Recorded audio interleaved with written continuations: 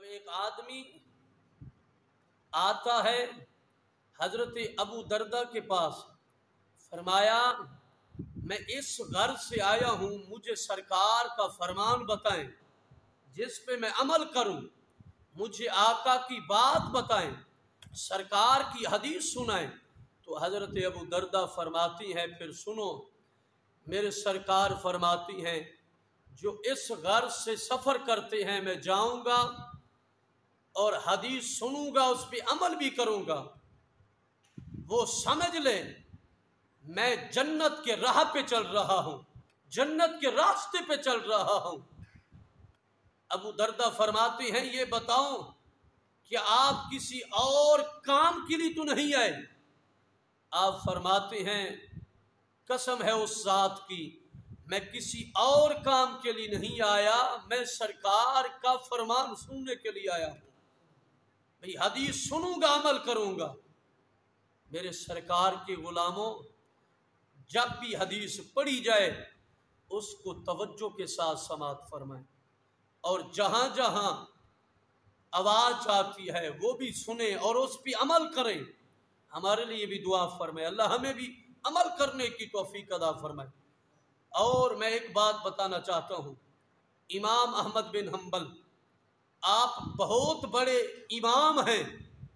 امام احمد بن حنبل کو بادشاہ نے قید کر دیا۔ جب قید کرتے ہیں امام احمد بن حنبل کو، پھر چند دنوں کے بعد امام احمد بن حنبل کو رہا کر دیتے ہیں۔ جب رہا کرتے ہیں اور کہتا ہے وہ بادشاہ، امام احمد بن حنبل یہ بات توجہ کے ساتھ سماعت فرمائیں، ایک آپ نے نہ سرکار کی حدیث کسی کو پڑھانی ہے نہ مدرسے پڑھانا ہے، آپ جا سکتے ہیں۔ امام احمد بن حنبل آپ سفر کر رہے ہیں، جب سفر کرتے کرتے آگے آتے ہیں تو ایک آدمی آتا ہے، انہوں نے کہا امام احمد بن حنبل میں سرکار کی حدیث سننے کے لیے آیا ہوں، میں طالب علم ہوں اور سرکار کا فرمان مجھے بتائیں۔ آپ نے فرمایا وقت کے بادشاہ نے مجھ پہ پابندی لگا دی ہے، میں آپ کو نہیں بتا سکتا۔ تو انہوں نے کہا ہم اتنا دور سے آئے ہیں، مغرب سے آئے ہیں، اتنا دور سے میں یہاں پہ پہنچا ہوں، تو آپ مجھے سرکار کا فرمان نہیں سنا رہے؟ میرے دل میں عشق مصطفیٰ ہے، میرے سینے کے اندر سرکار کا پیار ہے، دل کے اندر آمنہ کے لال کا پیار ہے، آپ مہربانی فرمائیں۔ آپ نے پھر فرمایا ہاں پھر ایک طریقہ ہے ہمارے پاس، آپ نے ایسے کرنا ہے، لباس سادہ پہن لینا ہے، یعنی اس طرح پہننا ہے لباس کسی کو پتہ چلے تو وہ یہ سمجھے یہ کوئی مانگنے والا ہے۔ آپ نے ایسا کرنا ہے، اور جو ادھر گھر ہیں ان کے ساتھ آپ نے لباس پہننا ہے، اور اسی طرح آپ نے آواز لگانی ہے کوئی ہے مجھے اللہ کے نام پہ مجھے دے دے، اللہ کے نام پہ مجھے کوئی دے دے، تو آپ نے لینا نہیں ہے کیونکہ آپ لینے کے قابل نہیں ہیں، اللہ نے آپ کو بہت کچھ دیا ہے، لیکن یہ جو کر رہے ہیں یہ ایک سرکار کی حدیث کے لیے ہو رہا ہے۔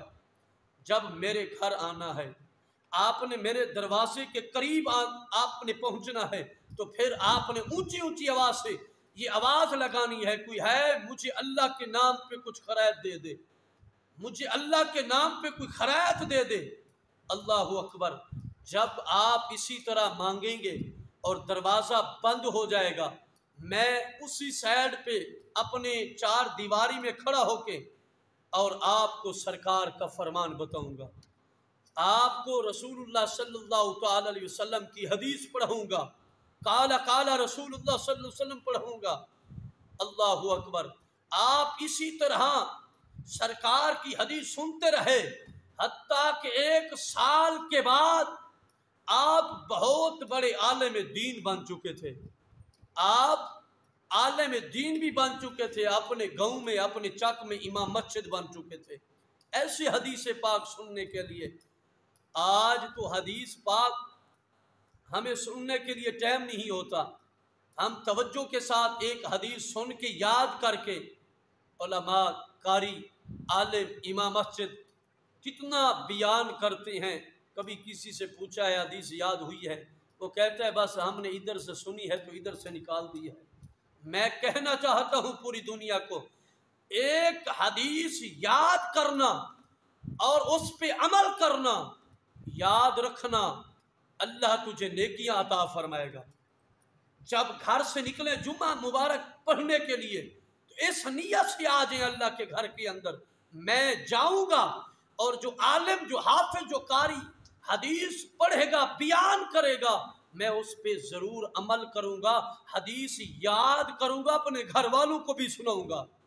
आप एक कदम पे चलेंगे, अल्लाह आपको नेकियां अता फरमाएगा। इसलिए फरमाया जाता है जब दीन का तालिब इल्म आता है, उनके कदमों में नूरानी फरिश्ते पर बिछा देते हैं। अल्लाह पाक फरमाता है मेरे फरिश्ते इसके कदमों में पर बिछा दो, ये दीन सीखने के लिए जा रहा है, इसकी नियत, इसकी गर्ज ये है मैं हदीस सुनूंगा, उस पर अमल करूंगा, लोगों को भी बताऊंगा। तो फिर उनके लिए इतना कुछ कहा जाता है, नूरानी फरिश्ते पर बिछा देते हैं।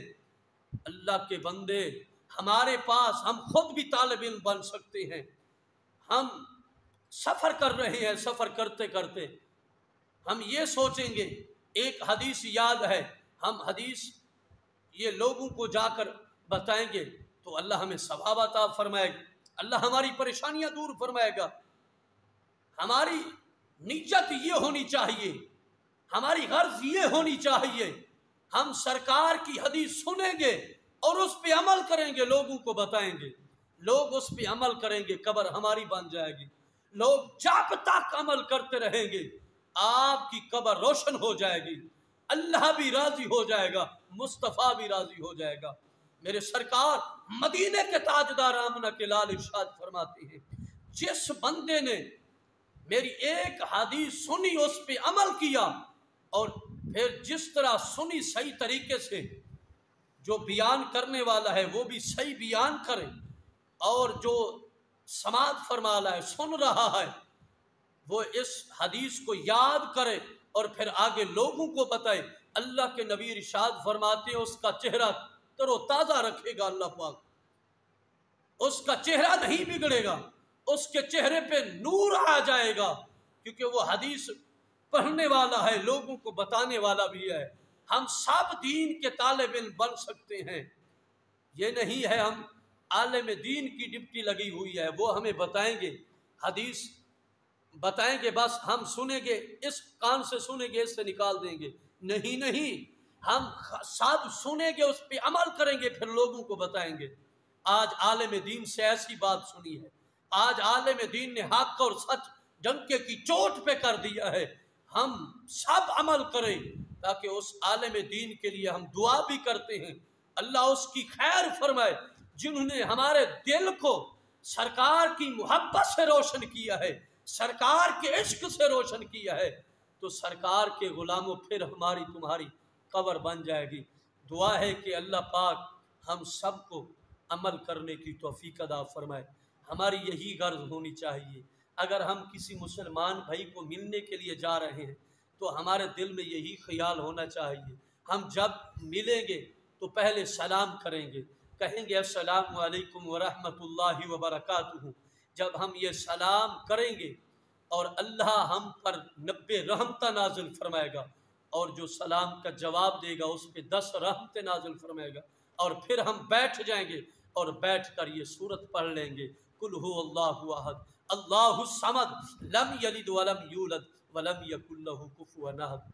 तो अल्लाह के बंदे, कितना अल्लाह नेकियां अता फरमाएगा आपको जब आप एक हदीस भी अमल करेंगे। हदीस से पाक है, आप घर में जाएं तो जब भी घर जाएं, घर वाली बैठी है तो उसे सलाम करें और फिर बैठ जाइए, कुल हु अल्लाहु अहद अल्लाहु समद लम यलिद वलम यूलद वलम यकुल लहू कुफुवन अहद, ये पढ़ लें।